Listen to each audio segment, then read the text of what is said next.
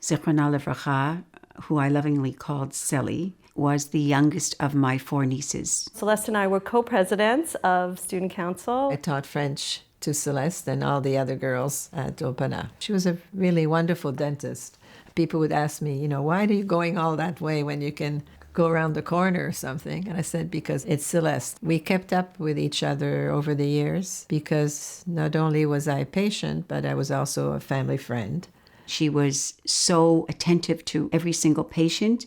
Even her message on her phone machine said, "I'm sorry that we're not in right now, but if this is a dental emergency, please call 905-669-6906. She said many times one of the reasons that she loved being a dentist was that she got to help a lot of people, and that's one of the reasons why she wanted to be president of Student Council. She saw it as a way to devote her time and give back. She wasn't going out of her way to become president of the Student Council for her own glory, but that she was doing it for the greater good of the school. It's not surprising that she was successful at being president because my mother was very talented and smart, and she was the most organized and efficient person I know. So she would get more done in a day than most people would get done in a week. Even as kids, when we would have snack before bedtime. We always had a bedtime snack. We would have a timer on in the kitchen for 10 minutes or 15 minutes, and we knew by the end of the 10 minutes, snack was over. She was very organized, very efficient. She was really a model student, and she was our valedictorian. So in every way, she got along with, with all the teachers, of course. She was always prepared, always willing to learn. Celeste liked to sit in the front row of the class. My natural inclination was to sit in the back row, but I liked to sit with Celeste, and she was my very dear friend.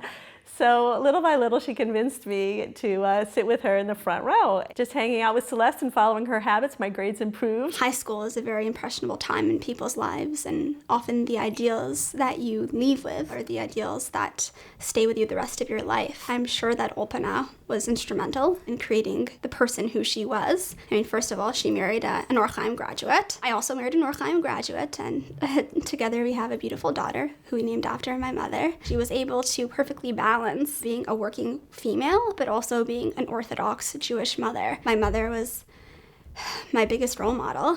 My grandfather was an amazing doctor, and he loved helping others. He worked up until the day that, he passed away pretty much. Even when he no longer worked in the office, he still saw patients from his home because he just loved helping people so much.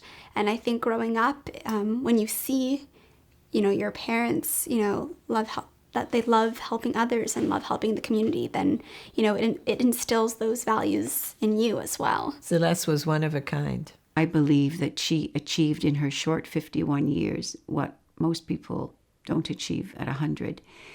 She achieved the crown of a great name. She saw her nachat from her children. She knew at the end of her days that a grandchild was going to be born to her, who subsequently was named a few months later after her. We named her Chava Yakira in Hebrew and Celeste in English, in hopes that she will emulate the person who my mother was. When I think of Celeste, my Celly, I think of Psalm 24, the psalm that you say on the first day of the week on Sundays. It says, "Who shall ascend to the mountain of Hashem, and who shall be worthy to stand in his holy place?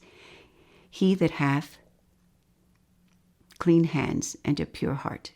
Celeste had both, and we miss her dearly. To conclude, I'm going to say something en français, which is a quote from Le Petit Prince.